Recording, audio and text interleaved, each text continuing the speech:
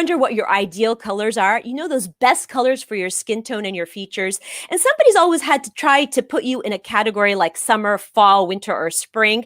But that's kind of confusing. Why put yourself into a category like that or label yourself as a season when you can actually figure out what your actual custom colors are? And so today we're going to take a deep dive into what your best colors are. And to help me do that here today is a color expert who has created her proprietary process of how to decide what each individual's ideal colors are. And we are going to do that in just a minute. But if you want to find out and discover what your ideal colors are and then take it a step further and figure out what's best for the camera from your ideal colors, you're going to have to stick around to find out.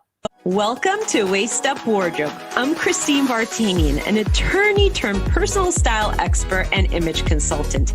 As the founder of Jade for All Seasons, I am passionate about unveiling the inner confidence of my clients by developing their personal style and dressing them for success.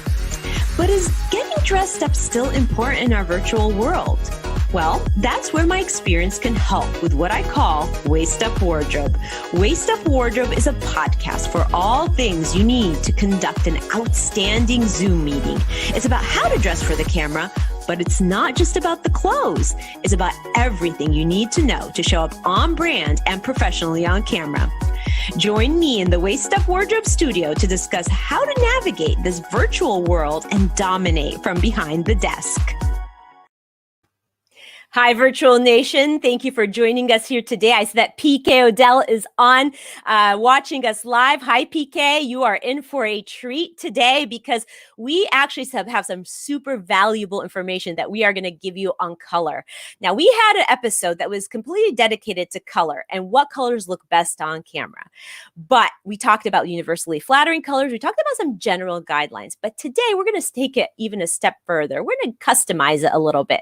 We are going to talk about from the colors that we know are universally great for you on camera. We're going to talk about individual colors. We're going to talk about what colors are best for your skin tone and for your features. And to help me do that today, I have a very special guest. I have a color expert here who will be telling us and teaching us about her proprietary process of trying to figure out what each individual's best colors are that enhance their features and make them look great. So before I get started, I just want to give a shout out to my very cool and awesome producer behind the scenes, Rick Moscoso, who's always controlling everything behind the scenes and makes this podcast go round and is the wind beneath the wings of my business and of my podcast. So thank you, Rick. I know you're there and I know that you're controlling all the wonderful things behind the scenes. So thank you for that. And to our audience, drop your comments in the box and ask us your questions because I'm going to tell you there are going to be a lot of great questions that are going to come out of this episode and a lot of great information. And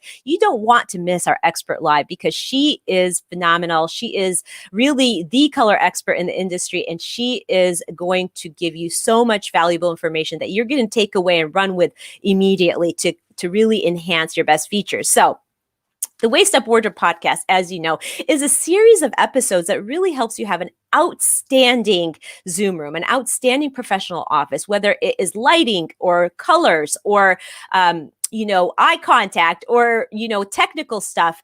It's not just about the clothes. It's about how to have a great show in every way within this rectangle box, right? So please help me welcome, and I will go ahead and start bragging about my expert and talk to you a little bit about her.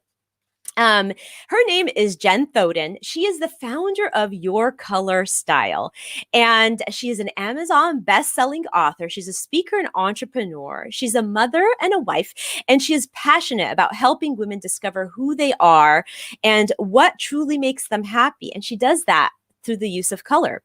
Her debut book, That's My Color, Discover Your 5 Signature Colors Transform Your Life, was an instant Amazon bestseller, and she'll be talking about that. And she is one of those people that really loves to make women feel great, which is so aligned with the Waist Up Wardrobe and the Jade for All Seasons mission and values, because that's what we are. We are resources for women to make them feel their best and look their best. So please welcome Jen Thoden, founder of Your Color Style. Hi, Jen. How are you today? Hi. Can't hear you, but Rick will take care of that.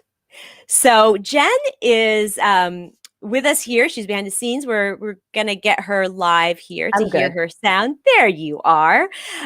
Jen, you are passionate about color. I mean, I was talking to you pre-show, and you were really your enthusiasm and your passion about it really came through.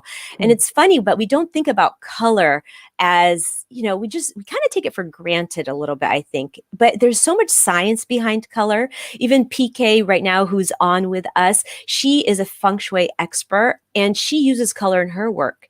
And it's so fascinating how color has so many different facets, right? There's the feng shui of color, there is the psychology of color, there's so many things and attributes of color. And so I'm just really I'm really excited about really sharing with our audience all those different sides of it. So tell us a little bit about how your passion was born when it comes to color and your color style. Okay. Well, first of all, thanks for having me. Sorry for the weird mute unmute fight with me and Rick, but we're good. That's why we have a producer. I know, right? And so thanks for having me, and thanks you for that beautiful intro. Yeah, no, color is my jam. It is truly become a passion, but it honestly wasn't always in my life. It was it's something that kind of came about, and it came about really during, honestly, really, really low point in my life where you could almost describe my life as almost as colorless. And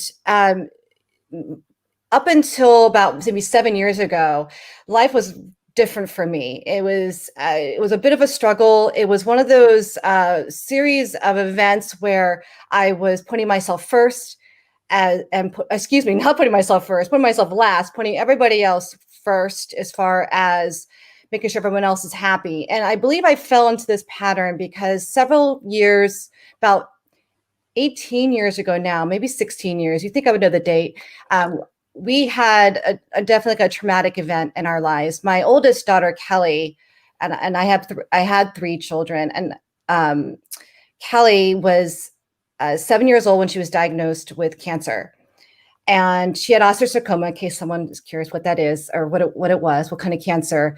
And 2.5 years of fighting, we lost her. We did not win that battle. And so she was 9 years old when she passed away. And you can imagine, as a mom, as a wife, and anyone who really is presented with that kind of trauma, you tend to put everyone else first, right? You want to make sure everyone's happy. And I was a kind of person that was go, go, go, fill the gaps, fill the void, go make sure everyone's happy, and obviously put myself bottom last and didn't consider me at all. So fast forward a few years after divorce, I found myself alone. The kids were at their dad's house. And it was the first time that I realized that I had really kind of lost a lot. I had lost my daughter, obviously. I had lost my marriage. And there was this tremendous sense of loss of self.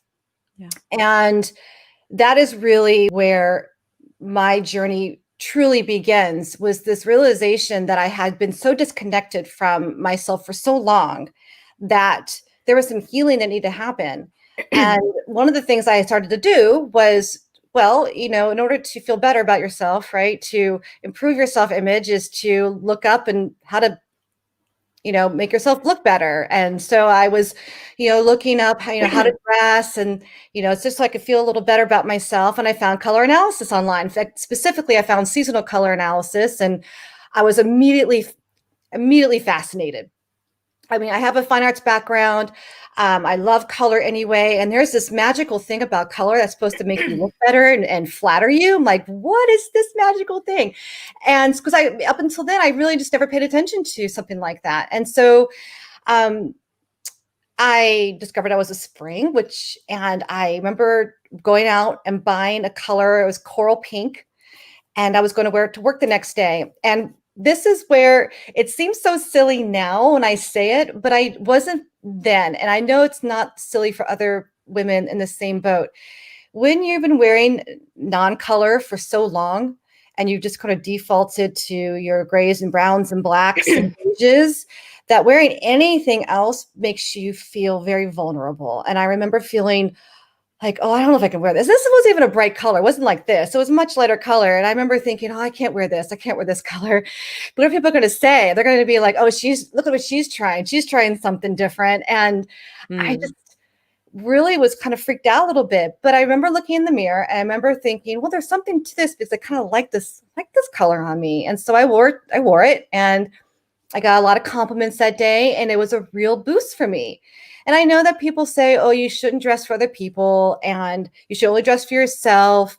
And there's a lot of truth to that. But sometimes, especially when you're not feeling good about yourself, it just feels good to have some validation, some kind of boost in confidence. And if it takes having some other people go, wow, you look really great today, I took it and I was like, this stuff really works. And so I didn't mention, but I had a business pre-divorce that I had sold.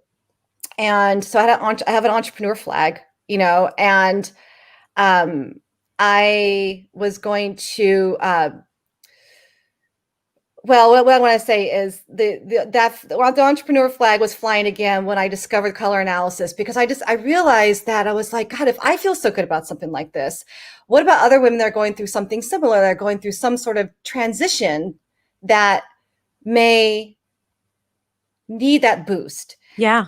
Right. So I started a blog, and it's been, I believe, 7 years since I started that blog, and it was really embarrassing. It was called Outfit Ideas for You. It was terrible. It was well, it's direct. It's direct and to the point. Seasonal, right? And then I studied like 4 different color systems, and what was happening was that people were coming to me and not really fitting in the seasons. I guess we're probably going to talk about that, but basically I ended up with my love of color, creating my own color system and the palettes, because I wanted other people to be included that didn't fit in these little perfect little categories, so, and I love it because women, when they find their colors, they brighten up and they shine, and they feel more like themselves. And that's all I want. It's just absolutely beautiful.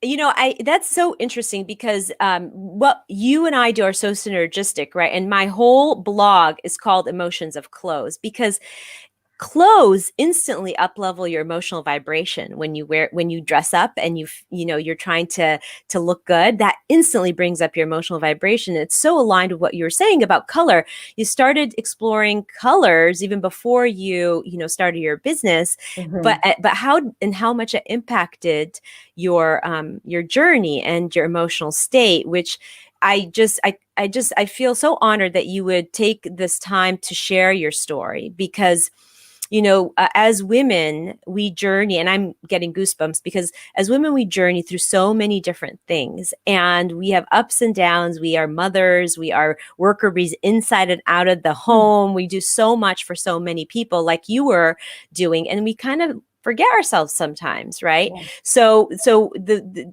bringing color into your life, or bringing outfitting yourself to feel great and beautiful, is so much inside work. It's not just about the clothes. That's what I always want to tell people and help them understand. It's not a superficial thing. It's about how the clothes and how the color makes you feel inside, which is a tribute to, really a testimony to your journey. And I'm just so honored that you shared that with us. And that's what podcasts like this and communities like this are like the ideal place for women to share these journeys and show where their visions were born. And so that's awesome. So I'm going to move into a little bit something more technical. Yeah. And I want to just hone in. Is there one fundamental philosophy, Jen, that you hold when it comes to color, or color for dressing yourself with color? One philosophy. Yeah. The philosophy is if it feels good, if it's a color that just makes you feel really, really good, then you should wear it. And that's not technical at all, right? It's the truth, though. I just feel like that's what it's ultimately about, is to just give you that energy that you need at that moment, whatever that level of energy is. If you love it and you feel good in it, you should absolutely wear it. So even if somebody's told you that's not the right color for you, does that hold true for you? Yeah, I do. Because the thing is that it's one thing to wear a color that's flattering, right? And if you don't have a lot of confidence, you're working on building yourself Yeah. up, right? And if you're down low like I was, you need that little bit of build. Wearing colors that someone tells you looks good is always a good start. It helps to boost you up and to build you up. But really, nothing is more beautiful, and when a woman owns their confidence and this is who they are. It is authentic, it is true to themselves, and if they love the color hot pink and they just love it and they own it and they just feel good in it, right? Like, Yeah. then that's what you notice. Yeah. You still notice the person because she's owning whatever it is that's her style. That's someone who's just really comfortable with herself and is courageous with being just true to herself. But a lot of us aren't really there yet, right? And so, you have to kind of find where you are and kind of get there on your own. And it may still be colors that always flatter you. You may not be so bold to wear the hot pink, right? But that's okay too, because that's who you are. It's just your authenticity coming through. Well, I mean, again, that goes back to that fundamental thing about clothes and color and how that really, I mean, your philosophy kind of proves, or at least supports my philosophy, that clothes are not all about the outside. It's really just not a superficial thing. It's how it makes you feel inside. It's how it makes you command your presence and how people receive you. There's so much inside work that happens when you do that. You have a proprietary process that you have created, which is so fascinating, because I hold the same philosophy as you do. I mean, I'll have sometimes clients come and say, well, I love this color, but I was told it's not my color, so I can't wear it. And I'm always like, we got to fix that. We got to figure out a way. And really sometimes it's all about how you style the color, right? To enhance it for you. Because I truly don't think that there's a color that somebody can't wear. Of course, there are those colors that are best for you. Of course, I agree there. But, you shouldn't kind of take a color out of your repertoire because somebody told you it's not for you. So I guess my question is, because I feel like after exploring your proprietary system, it kind of has a little bit of that wiggle room. It doesn't kind of put you in a box. There's so many methods of figuring out your best colors, and yours seems like it could be customized. So can you tell us a little bit about it? Yeah. Okay. And you can kind of cut me off if I go too long on this. No, I know you're passionate. It's hard to talk about it, like excited. So I will start out with this. I mentioned very quickly that this system was created because people weren't fitting in. And I want to go just a little bit more specific on what I mean by they weren't fitting in. When you see photos online for color analysis, the photos are usually of people that are pretty perfect. Like they fit perfectly in the characteristics of a season, for example. What I was getting were, and I still do, is a lot of women that they've got a mix of stuff. They've got gray hair, silver white, dark skin, light skin with gray hair. Like it's all these different combinations that don't make sense in some of these more picture perfect buckets of color type. And so when I took a step back and started to look at what was unique about these individuals and what was, how you would describe some of these color palettes I was looking at, I realized that there was one fundamental theme that I feel, if you figure this one thing out, you already you're almost already there as far as figuring out what your color type is, and it's chroma. So if you think about color in general, the purest version of a color without anything touching it, that's a pure chroma color. It's a bright color. You'll hear me say bright and soft in your color style all the time. Like this is a bright top, for example, right? Bright painting behind me. And then we have soft colors, which are slightly muted, slightly grayed, maybe not too gray, but definitely when you see it, they're not super, super bright. And I've noticed that colors that are most flattering on an individual are the colors that are in harmony with their natural coloring tone. They are how you would describe that person's features are the same kind of colors that are going to also flatter you. Mm-hmm. So if a person tends to have brighter eyes, brighter hair, brighter skin, really, really high contrast about them, like dark skin and bright eyes and bright teeth, for example, they're going to work, they're going to look really great and best in brighter colors. If someone's more soft, they have a gray blend, soft gray blue eyes, soft hazel eyes, and much more of a soft quality about them, they're going to look better in the softer colors. And so if you can figure out what your chroma is, whether you're bright or soft first, then you are already halfway or more than halfway there is figuring out what colors look best. Because often people will say to me, well, I can't wear blue. Blue, I don't even put blue on me. I don't like blue. But the reality is that sometimes it's because that person kept putting on a bright blue and the bright blue is just too strong on them. You put a gray blue on them and it's now perfectly in harmony. And now they notice, wow, I never thought to wear that color. I just assumed that all blues were the same blue. So if you can figure out the chroma, you now at least know what type of color you can wear. Yeah. So the first step really in your process is figuring out your chroma. And, you defined it for us. And actually, it makes a lot of sense. It takes a little bit of thinking about, but Yeah. it definitely makes sense. And so that's what I love about your process because, there are so many ways to figure this out that, people have talked about, but I feel like yours really makes sense. Like people can really understand it and apply it. And that's what I love about it. And so many women kind of shy away from color. And sometimes it's just hard to get them to shift their mindset about that because it is bold, right? To wear a bright color, even if your colors are the bright colors are the right colors. Right. So, first of all, why do you think that is? And second of all, have you ever tried to convince a woman or a person that, even though they feel like bright isn't for them, that maybe they should give it a shot? So, all right. So first question Yeah. first, why? Yeah. I think that wearing a color, any color, especially if it's very different from what they're used to wearing, there's a fear of standing out. There's a fear of being and appearing different. And, that fear of what are people going to say? What are people going to think? And it's a very uncomfortable place to be. And especially if you've defaulted to wearing black, and neutrals, which is often the case because they don't know what color to wear, so they just wear neutrals. Wearing a color suddenly makes you stand out. It makes you feel different.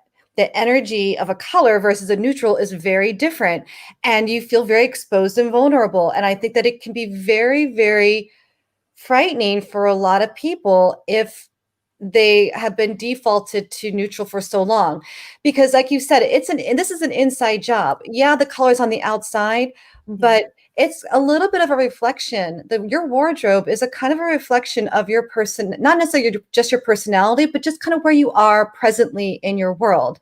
And so it's not just a fun analogy to say, oh, my wardrobe's lack of color, because it's possible that there's other things too that are kind of dulling that colorful spirit that you've got, right? It's just keeping everything quiet. And so it's really tough sometimes to stand out. So I often get clients that they're really excited about their color palette. They've got their best colors now in front of them, but they just keep punting on colors that the group will tell them look good on them because it's just so scary. And so what I tell women that are struggling with this, right? They want to try something different, but it's a lot at first, is that you don't have to go big.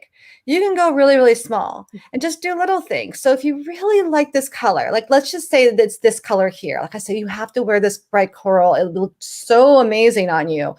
And it's just like, oh, that's just too much. Then you can do it in small bits. Like maybe find a bag or a scarf that you can take off if it's feeling like too much. You can just pop it in to your world and kind of get used to it. And then I really believe that once you start to kind of carry that color around with you, like if it's a fun colored bag or a pair of shoes or something like that, you start to get used to it and it doesn't look so bright anymore. Have you ever noticed, like when you you paint a wall color, like you've got the swatches and you're like, oh my God, it's a lot of color. I don't know. This is going to be crazy. And then you put it on and the first few strokes of the color on the wall, it feels like, oh my God, what did we do? What did we do? We just made this huge mistake. It's like so bright. But then once the whole thing is finally painted and you get back and you look at the full picture, it's not so bright anymore. Now it looks just right, like it should have always been. And it's kind of the same thing in wearing clothes. You're kind of this blank canvas and you put on this bright color. And at first it's going to feel so bright. But after like a day, you realize that this is me. Yeah. I really like it, Yeah. and hopefully it opens up the floodgates, because once someone usually does that, then it's like, well, they want to try other stuff now. It's like whole creative play. Absolutely. It's like you just don't know. It's shocking when you're doing something different, right? And then almost like grows on you, and you have to take it for a test run, and then you realize, this actually feels really good. It's just sort of that unexpected thing that you start that you weren't used to before, and because we are creatures of habit, and it's interesting, because it's a great way to start feeling confident, is to splash color into your wardrobe. And I love what you said, because it aligns again with a lot of what I do, in that, some people are really shy about maybe wearing a pattern, like a leopard pattern, let's say. But but sometimes I feel like it's like the perfect thing for them. So we just do it in baby steps, or just splash it in with, a great little belt or a scarf or a bag. And then all of a sudden they're like, yeah, this is me, and I feel good about it. And then they can go from there and grow from there. So that is, it's so interesting. The way you talk about color is the same way I talk about styling outfits, because it is a whole new world, right? For people when they're coming to get your help. So one of the things I wanted to share, I know we talked about your journey, but I know you've worked with so many people. Can you give us a case study or an example of of a time where you actually really shifted somebody's thinking about color, and then you saw it pretty clearly how that impacted them emotionally? Yeah, I can. So there's a particular woman that's in our Facebook. So first of all, so I have a Facebook group, and the only reason I'm bringing it up is because I believe community and surrounding yourself with people that support you is a big part of this journey. And this is a woman that had come to me. She had gray. She wanted to grow her gray hair out. That was part of it. And because the dye was making her sick, she was getting some kind of aversion to the dye, and she needed to grow her gray hair out. And that right there, that change alone was really, really taking her out for the count. And so we had done her colors for her with the gray hair in mind. And as she started to grow out her gray hair, she was really, really resistant. Like, she was in the group and she was posting, but she wouldn't post herself in her colors. And it was the community that had encouraged her, because we have like color challenges and stuff. And they had encouraged her to, to try something. Like, oh my gosh, you look so amazing in red. You should totally wear red. And red is like, that's a really bold color. But because her hair was coming in this white silver, it was one of the colors I told her would just be just mind-blowingly beautiful if she would wear it. And so sure enough, she did. And she took a selfie and she put it in the group. And of course, the community was always loving and supportive of her. And she did look amazing. But what happened afterwards is that she wrote this like novel post. And it was so beautiful, because it wasn't about about the color so much as that she used the words, I now feel like myself. I now feel like my outside finally matches my insides. And I just didn't have the courage to do it until I started to get support from the ladies in that group. And it was so awesome, because after that, like, everything about her demeanor changed. She smiles, she takes selfies, and she's trying new things. She participates in the challenges now. And it's just so much fun to witness someone completely shift how they see themselves simply by trying to wear one color. It was just, there's a lot of those, but this one in particular always resonates with me, because the letter that she wrote was just so beautiful, and it still gets me. It just makes me so happy.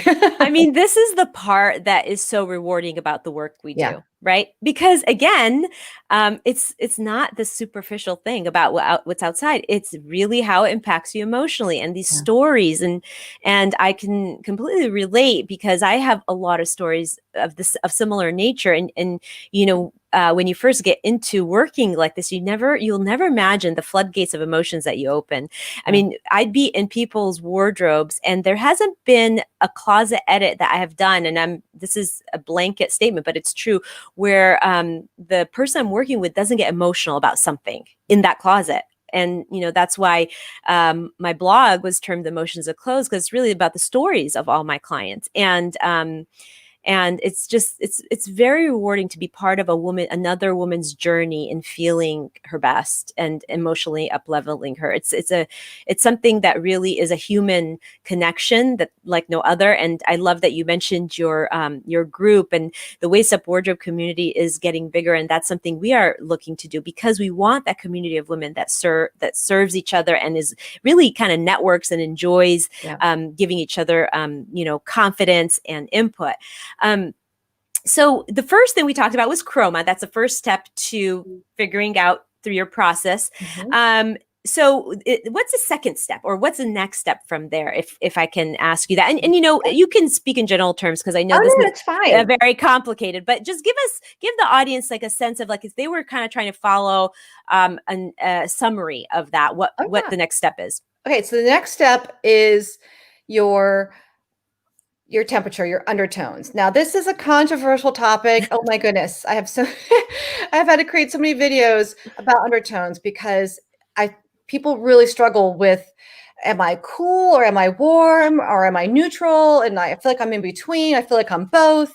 And there's a lot of misunderstandings around your undertone and the colors that you can wear. So you could have, in my opinion, most people, there's a few that are different there, and we'll talk about that. Probably another question you have on the list there for me, Christine. But most people are warm or cool. And what I mean by that is that you wear the warmer colors on the color wheel, the colors that range from like red, orange, all the way to like a golden yellow, best. Where someone who has cool undertones is going to wear colors from like those blue pinks, those magenta colors, and dusty mauves if you're soft, all the way to the blue purples. Those are cool colors, and those look best on someone with cool undertones. I specifically name those colors, because those range of colors, because those are differentiators for me. Someone who has cool undertones is not going to really look good in orangey, golden yellow. It's just not really going to vibe. And someone who has warm undertones doesn't really look great in magenta pinks and blue pinks. It just doesn't work. Okay. So if you can figure out what your undertone is, then you can say, okay, well, I'm either bright and warm, soft and warm, or I'm bright and cool, or soft and cool, based on what we just talked about. So you can wear bright and cool colors best, or soft and cool colors, which is like a dusty cool colors, bright and warm colors, or soft and warm colors, which are more earthy colors.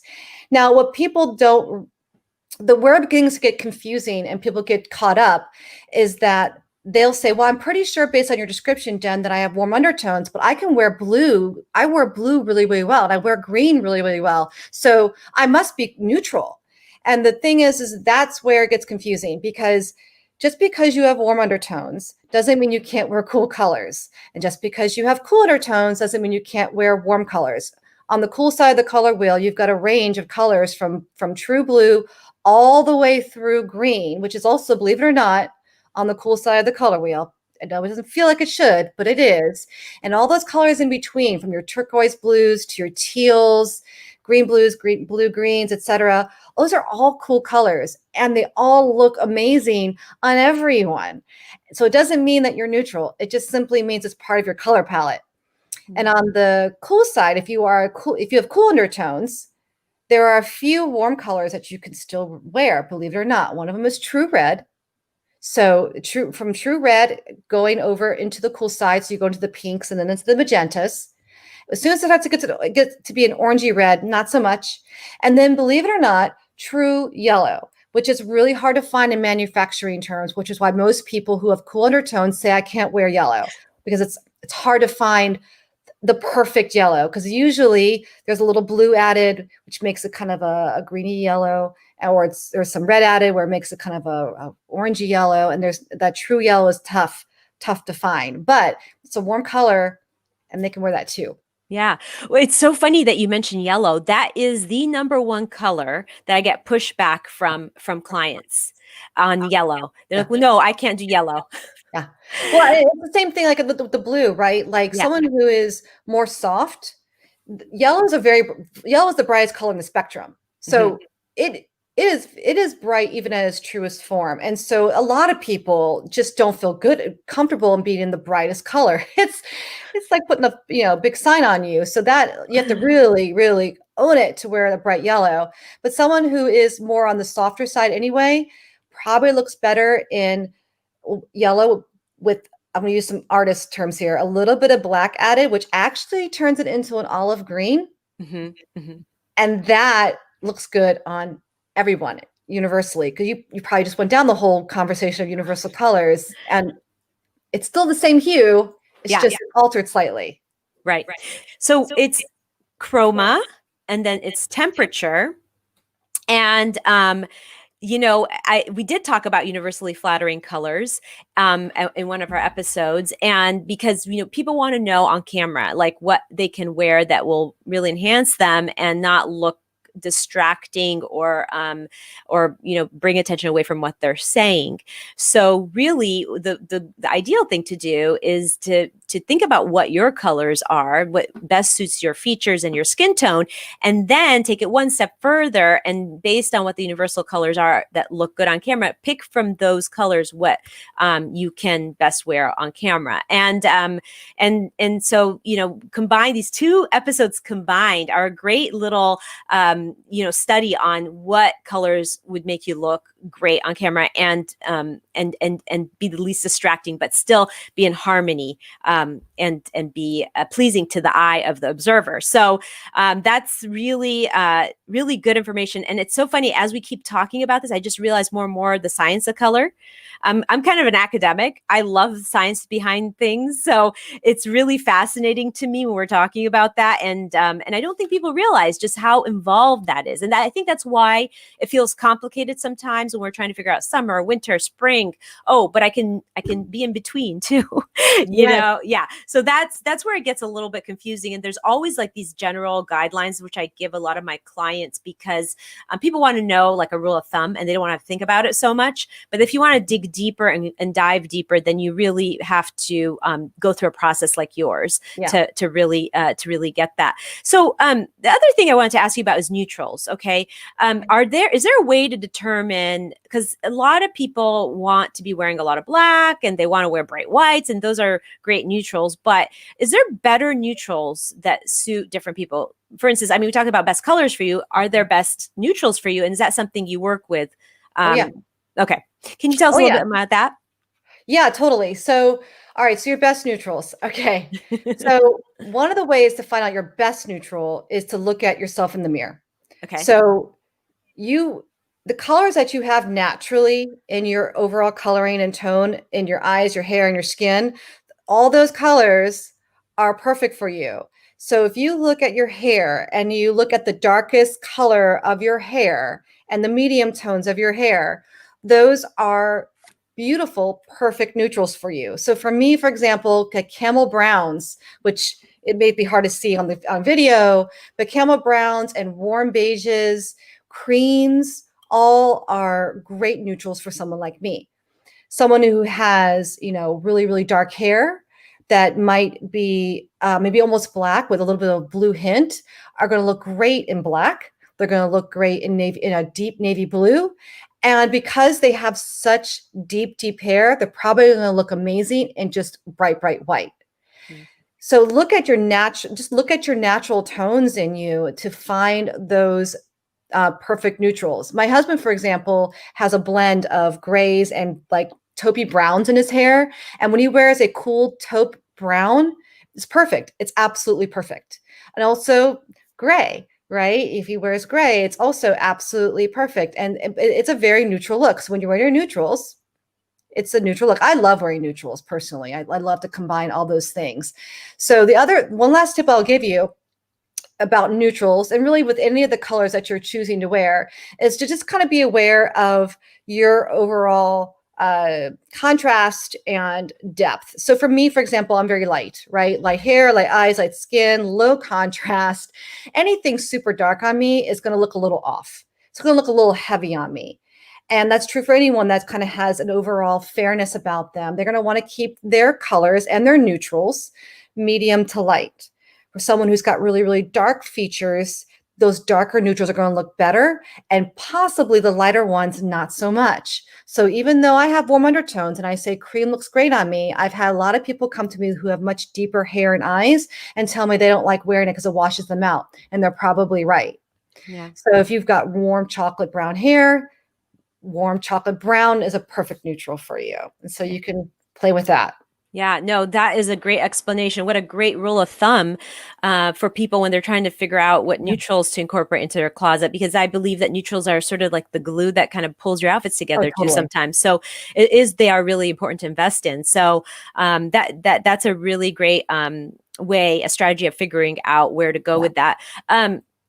So again, just kind of going back, it's so interesting the depth of what color is, right? You've got so many different ways of looking at colors. There's color psychology, what colors, allude to certain emotions. There's the best colors for your tone. That's your expertise. There's the best colors on camera. There's universally better colors. There's the feng shui of colors. This is what's so fascinating about the science of color. There's so many ways to look at it. Yeah. And your focus though is always about aligning, like what is the best color for your features and skin tone. Is that correct? Is that your genius? Yeah, because it's a baseline, right? And this is what I tell everyone, because sometimes people get caught up, right? They'll look at their color palette and they'll say, "Oh no, black's not in it. I love to wear black. Why it's not in there?" And the thing is that the color palette is designed to be the most harmonious, right, with your overall coloring and tone. Yeah. It's what I consider your best, most flattering. But like you said, it's just a guideline. And as long as you have an idea of I want to use rules, even though I don't like the word rules, but as long as you know what the rules are, then you can break it and you can do whatever you want, because ultimately I want you to have the confidence, then just try something and discover it. So the color palette is just there to give you that foundation to play with. Yeah. Right? We're soul sisters, because I don't use the word rules either. I use guidelines because I know rules feel like, you're in school and you have to follow them and policy. And it's like, no, guidelines, because there has to be exceptions to everything, especially when you're playing with design and creativity, right? Creativity, you have to draw outside of the line. So I really appreciate that you think of color in those terms as well. So we covered chroma and temperature. Those are the 1 and 2. Is there anything else past that point to help the audience really hone in, if they were doing it themselves, on how to figure out their best colors? Yeah. And so, and I kind of already answered it, so this will be a little shorter for you. So yeah, it is that depth. That's number 3.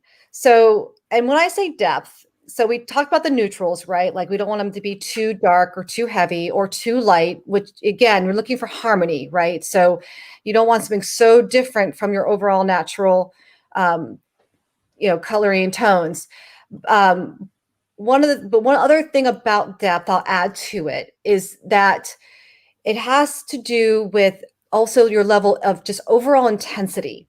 I use the word intensity a lot. And when I think of intensity, I think of pigment and like your overall coloring of your hair and eyes and skin, and just your overall intensity as far as contrast. So individuals who tend to kind of read more on the soft side have a lower intensity in their coloring. It's a little bit more muted. It's a little bit more grayed. And I'll use that word just generally, but it's just softer, less intense. And so therefore their colors are less intense. Someone like me, who I wear bright and warm colors, because I'm so light and fair and I stick to the lighter colors, the really true bright chroma colors on me are almost too intense, because my overall coloring, even though I need the brighter colors, I don't have as much intensity. But if you were to take someone who looks similar to me that has natural red hair, now you've added intensity. Now you've added pigment to the hair, for example. And now you can up that color palette and have it to be more bold and rich. So when you describe someone, those are the colors typically that that person's going to be able to wear really, really well. So I hope that helps.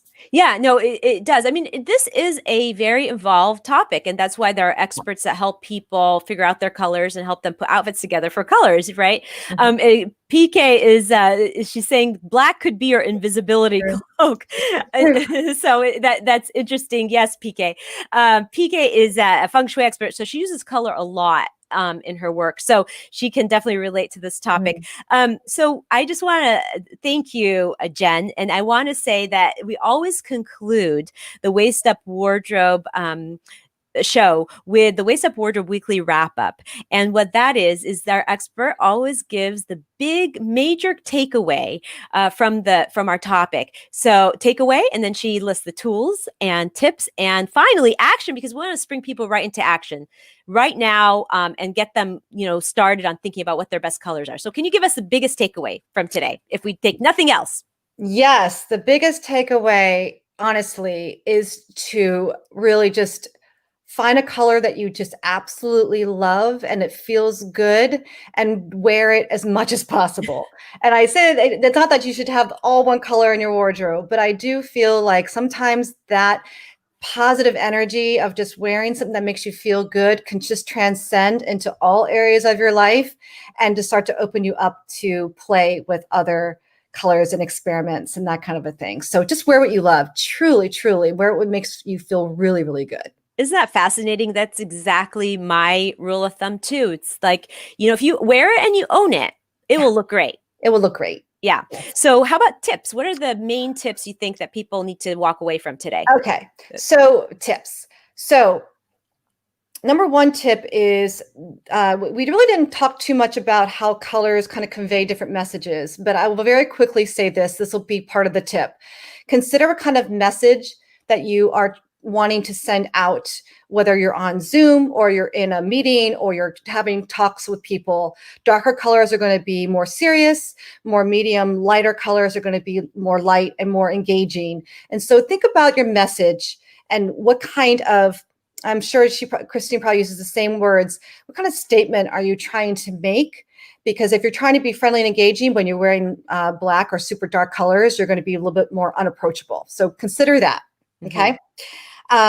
If you want to feel a little bit more approachable and friendly, the best colors to wear are they're going to be the colors that you actually gravitate towards for your lipstick and blush. I call them blushing colors.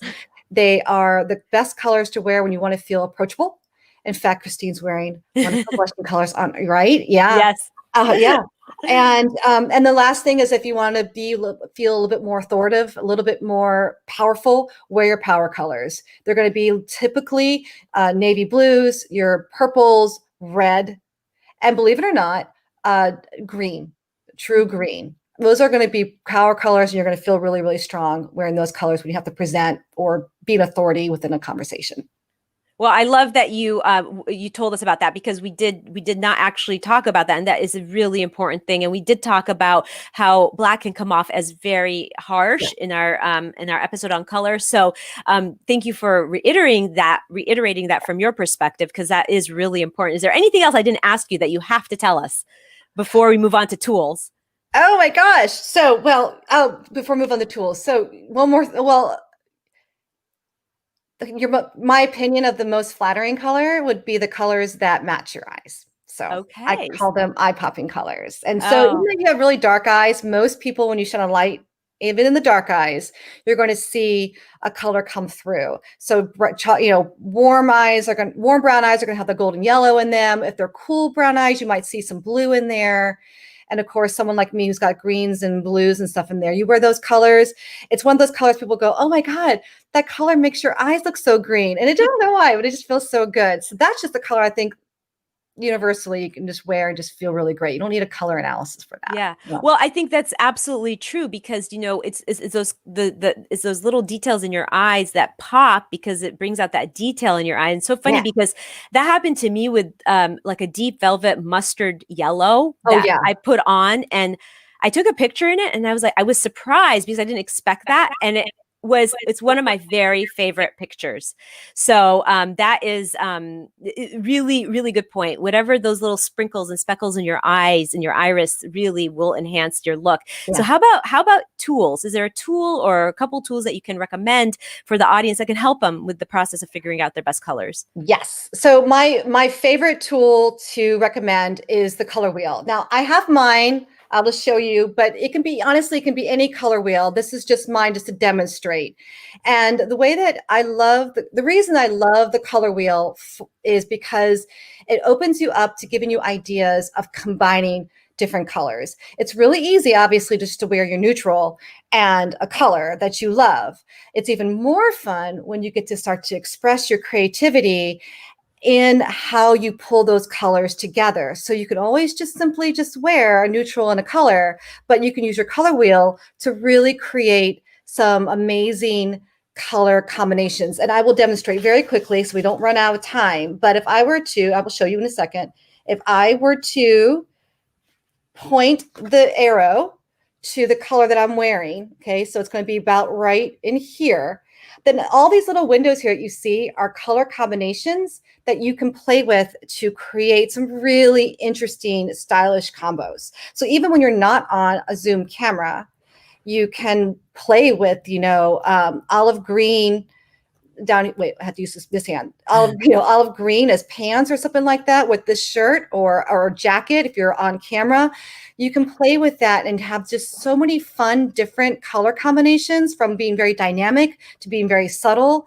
And it's just that one extra little style extra you can add to your outfit that just can take you from wearing what everybody else wears to being like that person. They're like, God, she's always got some cool color going on, So I love that tool ever. So I love that tool because what it does is it actually gives you a guide of how to combine colors without being afraid that you're doing something wrong. Because that's one of the biggest things. Sometimes a lot of women don't want to do the wrong thing, but that tool is great. And so, how can people get that tool if they wanted to invest in that? Oh yeah, if you actually just go to yourcolorstyle.com and then go to shop up at the top, and you'll find color wheels right there. You can even search for it too, and it'll show up. So awesome. It might even be as simple as saying yourcolorstyle.com/color wheels, but don't quote me on that. But okay, well, I'm sure people will find it, and we'll put the link in the comments for people to track down. We'll also link your book because that has a lot of great tools in there too. Can we see the cover of that book? You can see. Oh, look at that! There it is. Oh my gosh, thank you so much. Yeah. Yeah. And so a lot of what you talk about here, of course, you go much more into depth in your book. And so that is a really great reference guide and tool, wouldn't you say? Oh, yeah, because it will lead into my free gift for you guys here in just a second. So yeah, the book shares my story a little bit more. I briefly shared it at the very beginning of this chat. So the book definitely dives a little bit more into that in my exploration of color, not only in the colors that I wore, but also how I added it into my life and how it kind of just moved me forward. So it tells a lot of my story in here. And then it goes into 5 signature colors. And then can I share the?